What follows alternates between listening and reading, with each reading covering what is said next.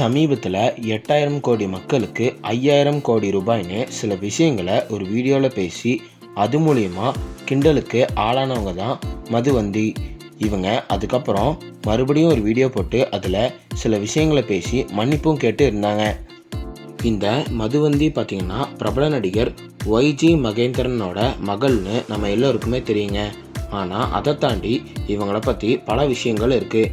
அதை பற்றி இந்த வீடியோவில் நாம் பார்த்து தெரிஞ்சுக்கலாம். பிரபல நடிகரும் நாடக எழுத்தாளருமான ஒய்ஜி மகேந்திரன் அவர்களுக்கும் சுதாங்கிறவங்களுக்கும் மகளாக பிறந்திருக்காங்க. இவங்களோட தாத்தா மூத்த நாடக எழுத்தாளர் ஒய்ஜி பார்த்தசாரதி. அதே போல் இவங்களோட பாட்டியும் பிரபல கல்வி ஆசிரியர் ராஜலட்சுமி பார்த்தசாரதி ஆவாங்க. அதே போல் இவங்க உறவினர்கள் பலரும் சினிமா துறையை சேர்ந்தவங்களாக இருக்காங்க.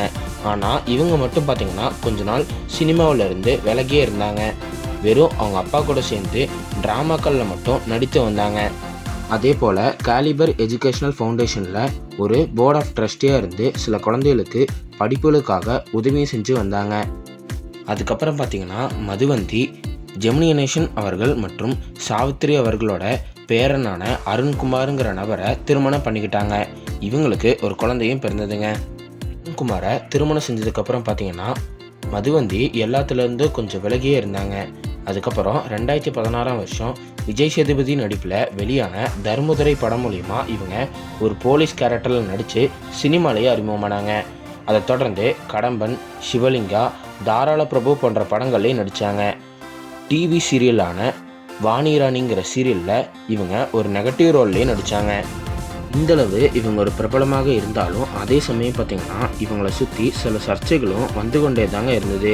அப்படி கடந்த வருடம் அக்டோபர் மாதம் பார்த்திங்கன்னா இவங்க அமெரிக்கா சென்றபோது அங்கே ஏர்போர்ட்டில் கைது செய்யப்பட்டதா அப்போ நியூஸ் சோசியல் மீடியாவில் அதிக அளவு வைரலாச்சு.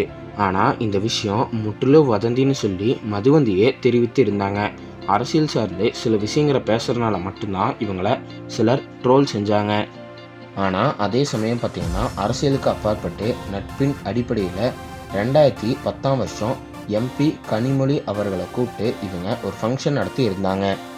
இப்படி கல்வி ஊக்குவிப்பாளர், நடிகை, நடன இயக்குனர்னு பல விஷயங்களில் இவங்க சிறப்பாக இருந்தாலும் அதே சமயம் சில விஷயங்களை அடிக்கடி பேசி அது மூலிமா சர்ச்சைகளுக்கும் ஆளாயிட்டு வராங்கிறது தான் குறிப்பிடத்தக்கதுங்க.